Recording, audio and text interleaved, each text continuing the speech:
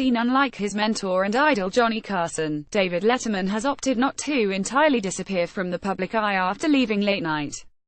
The irascible host, however, chose to return on his own terms, hosting a low-key talk vehicle in Netflix. My next guest needs no introduction with David Letterman. The 6-episode series, which will roll out individual episodes monthly, certainly receives a promotional boost from the True Toits billing first subject, Barack Obama. But this is clearly a way for the host to keep his hand in the game, while stripping away the less appetizing aspects of his late-night gig, at least for him, by letting him spend time talking to people he genuinely enjoys and admires.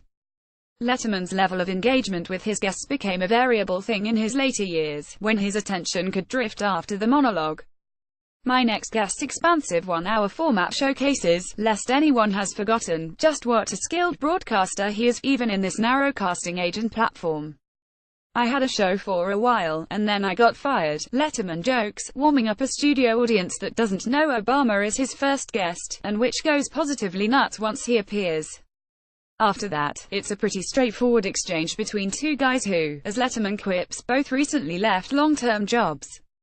Obama and Letterman's second guest, George Clooney, each try asking him questions, which the famously private comic usually evades with a joke. But the spare set and approach does allow for more give and take, in a conversational manner, than a talk show where guests have something to plug normally would. The interviews are broken up a bit with photos, and one taped segment. For Obama, that includes Letterman visiting with civil rights icon John Lewis during a walk across the Edmund Pettus Bridge in Selma, Alabama. With Clooney, Letterman sits down with the actor-director's parents, and in a throwback to his first show hangs out with him outside an In-N-Out Burger.